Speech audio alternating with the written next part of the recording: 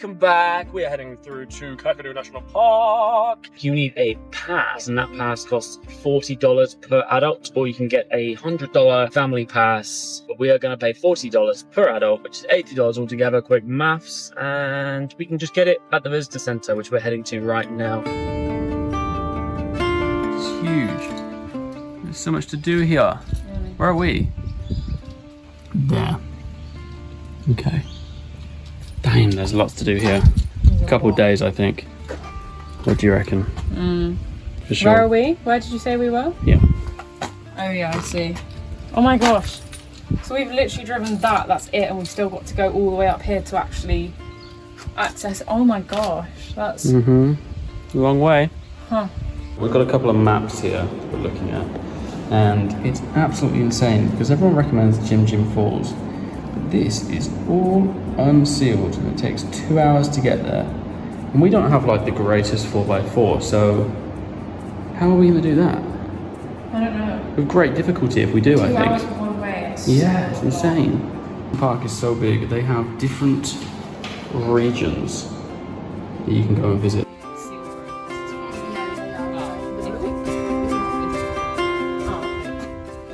Nearly half the size of Switzerland. Oh my gosh.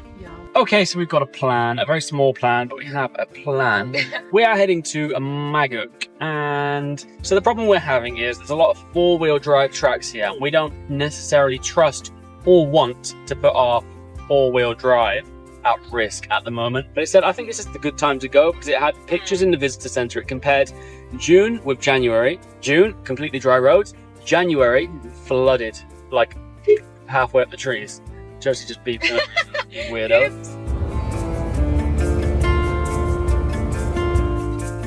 There are some wild horses.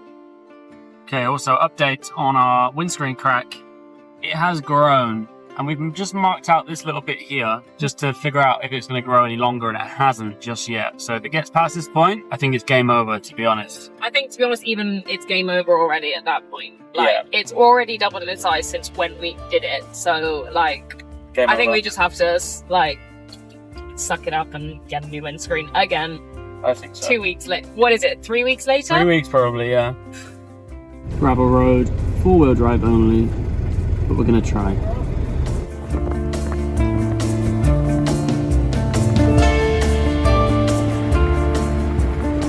This is our first taste of the unsealed roads, the four-wheel drive tracks. And at the moment it's just a dirt track, so we'll see if that continues. If they're all like this is perfect. But if they start, you know, doing that like weird corrugation thing, and they're like big potholes, maybe not. But this is okay so far.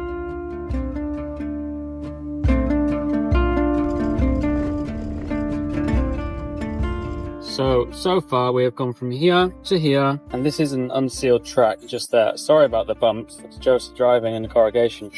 We've gone down this unsealed track and we've gone to Maguk. We made it to Maguk. Oh yes.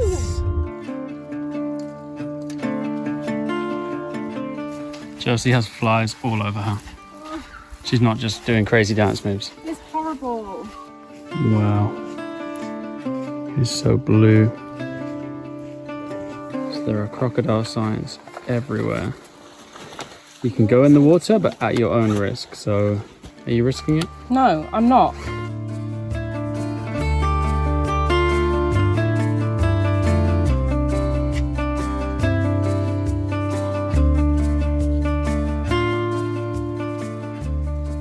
What do you think, Kim? It's hard to navigate. But it's really nice. Yeah, but you need to have the right shoes because you have to cross water. So, Birkenstocks? Birkenstocks would be perfect.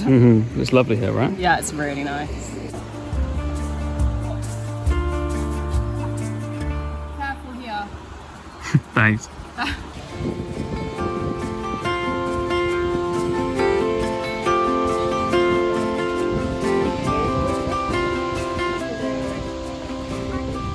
So what happened to not swimming?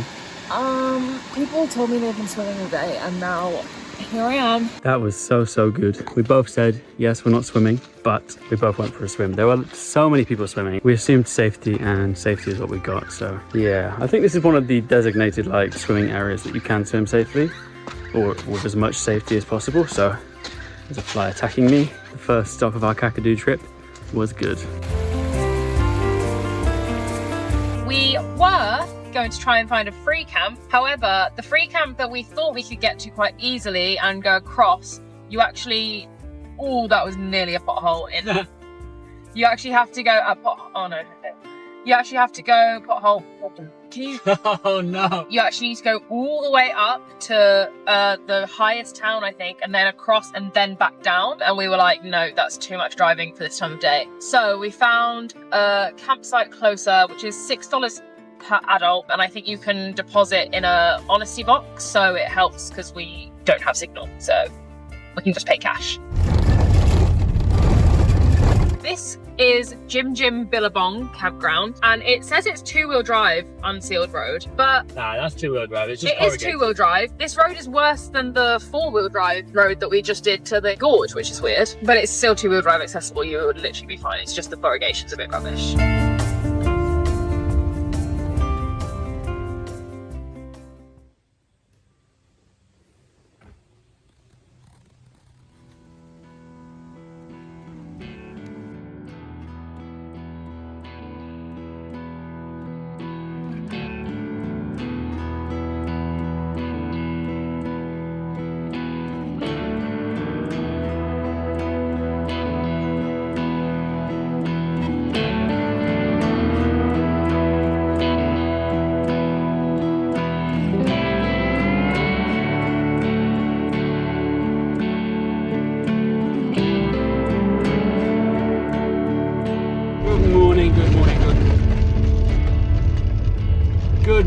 Good morning, and we are in Kakadu for day 2, exploring with you and I. That rhymed, that was so good. I have been preparing that all morning. Anyway, so what a morning. We saw what looked to be an eagle or a hawk.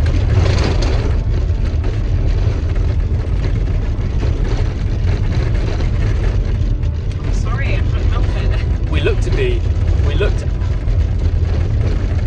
Alright, back in a sec.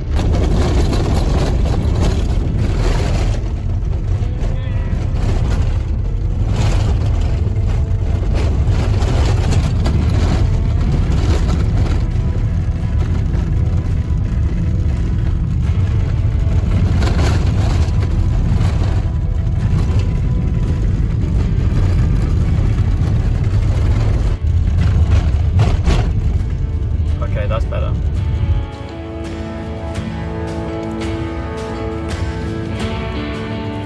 That was the cultural centre, just next to where we stayed last night. You couldn't film in there or take any pictures.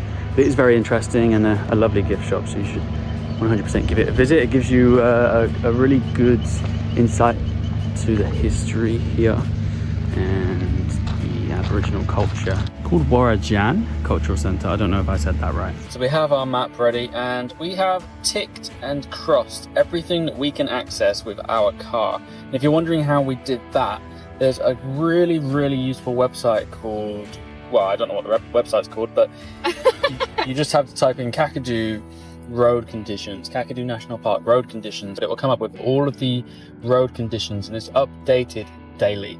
So it will tell you 4-wheel drive accessible, 4-wheel drive essential, or just open, and you can access it with whatever. So I have ticked a few things on here, and our first stop is Mirray Lookout. So we've got Mirray Lookout, and it's a 2k return, but moderate to difficult walk, so it's a short, steep climb, but we'll be rewarded with a really nice view. What do you think? Yeah, good. But it says ensure you take 1 litre of water per person per hour. We haven't got that. So we went back to get some more water because I think better be safe than sorry. It says 1 litre per person per hour, but I know we're not going to take an hour, but it is midday and it's extremely hot. The terrain is like kind of difficult, but Steep, though. yeah, there's a few steps, very steep, but I think the view at the top is going to be so worth the short but steep hot hike we have to do to get there.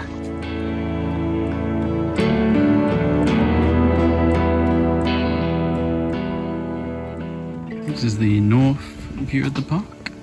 And then another view over here, but over here there are clouds of smoke, and we don't know if that's a real fire or a controlled fire, because that's what they do here, so hopefully a controlled fire. So I just read this sign actually. Seasonal patchwork burning by Aboriginal people has been a feature of this landscape for thousands of years, and the technique continues today, and it maintains the variety of wildlife, so that's pretty cool. So they burn it on purpose to keep it healthy. Final view over here. It's pretty good.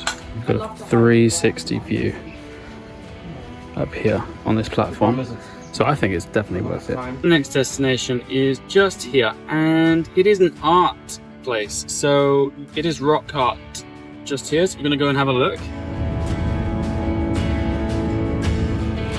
Got a 4K walk, grade easy, 2.5 hours, yeah, we'll see. Controlled burns. Interesting. What do we got on there? Basically tells you not to do this walk right now. Buffalo in area. Buffalo are dangerous. Okay, we'll stay clear. 300-meter return. 30 minutes, that does not sound correct, but I think it's quite steep. This must be the steep climb that takes the longest. So it says 2-hour walk, but half an hour of it is this. So it's not too bad.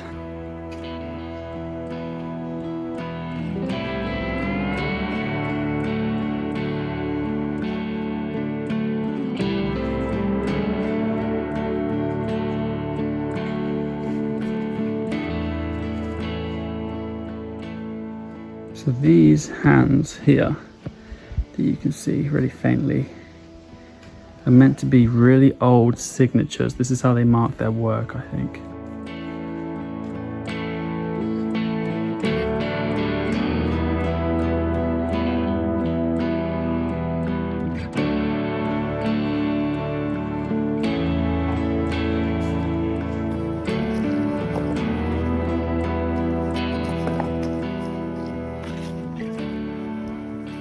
So that section definitely wasn't half an hour, more like 10 minutes, and depends how long you spend at the top. And the walk in total says about 2.5 return, but like we kind of did it in less than half an hour, maybe even less than 20 minutes. So yeah, it depends how fast you walk as always, but the track is very flat and accessible, so definitely worth a visit. It is now pretty late in the day, so we are going to head to our campsite tonight.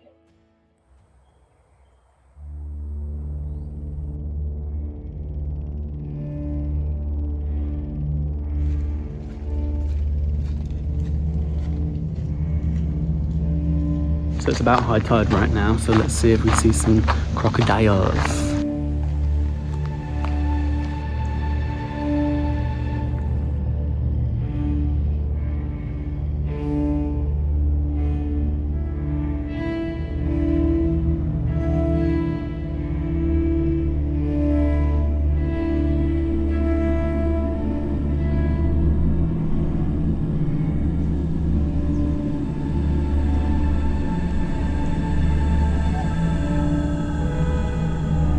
One, two, three,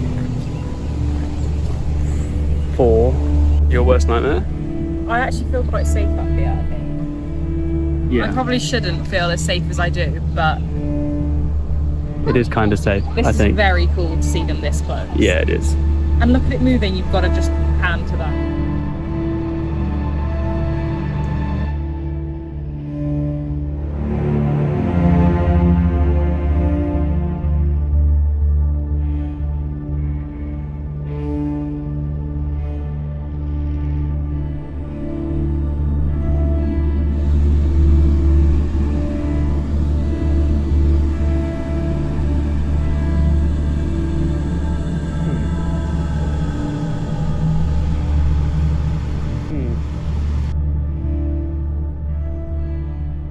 So that was Cahills Crossing. Cahills Crossing. I still don't know how to pronounce it. Cahill, man. It's Cahill. I think There was it's an Cahill. Australian football player called Tim Cahill Why would that be pronounced? That's how they say it. Because if his name was Cahill in Australia, all right. That means that Australians say Cahill. All right. So that was Cahills Crossing. So we did this art site yesterday, and we parked around here and did like a 4K return walk. But what we didn't realise is you can come all the way down this road and kind of like tick off bang, bang, bang, all of these 4 without too much walking in this heat. I think it's because we didn't have this zoomed in bit of this map, so we weren't really aware. We just had a big map that didn't really show it enough. 100 meters, 40 minutes, easy.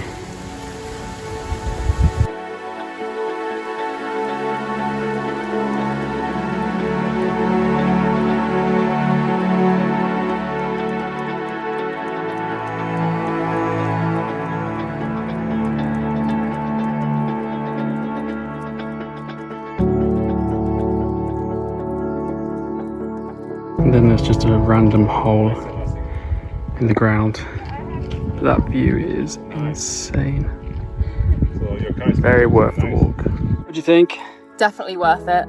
It's not a long hike either. It's just be careful in the heat. It's weird, isn't it? We feel like giants up here. Yeah, it's a really weird feeling.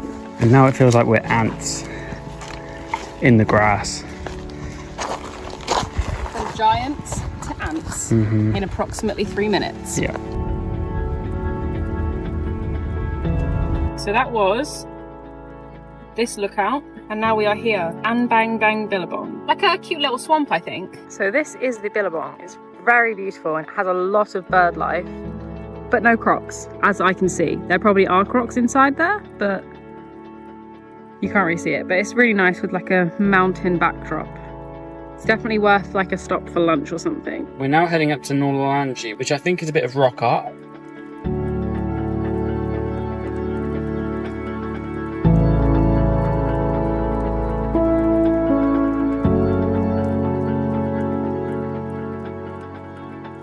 We start here and we can visit all of these art sites on the way and finally end at the lookout. But the 12k walk is shut, unfortunately, for nobody. But we're heading up to this lookout here. So the art here is incredible. We don't know how old it is, it doesn't really say, but apparently some person until the 1970s was still drawing on the rock.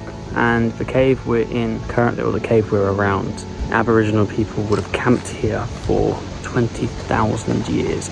And you can see why. It's like 40 degrees outside, but inside the cave, it's so cool because it's shaded and there's like a wind tunnel coming through. So that's obviously why they found that place and stayed there.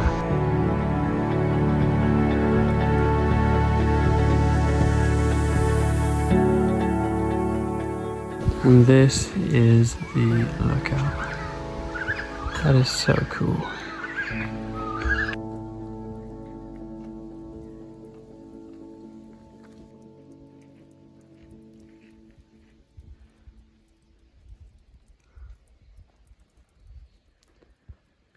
So our last stop of Kakadu, I think, maybe tomorrow we'll visit a few things on our way to Darwin. But our last major stop is Ubirr, and there is some... It's Ubirr. Ubirr, maybe? Yeah, it's U-B-I-R. Yeah, so. probably. Ubirr. But there's a few art sites up here, and a lovely... This is how they sell it anyway. They say there's a lovely, lovely sunset point.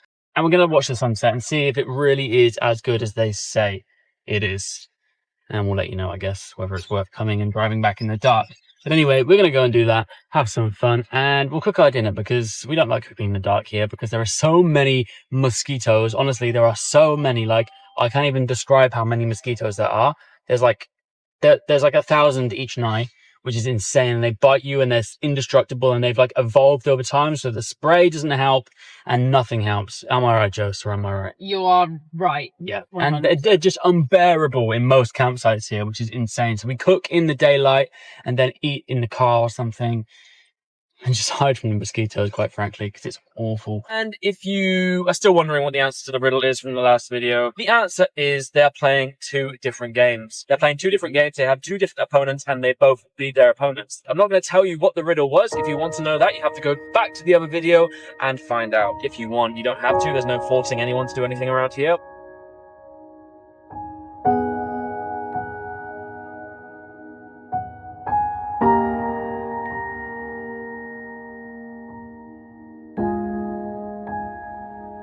The view's nice. Like, just this view, this lookout is definitely the best. Yeah. Even during the day, it's so nice. The sunset makes it better, doesn't it? Yeah, it's nice because you can have a nice level of light to really see everything. I think it's easier to see at this time. Better lighting, isn't it? Yeah, better lighting. And not as hot. It's pretty nice.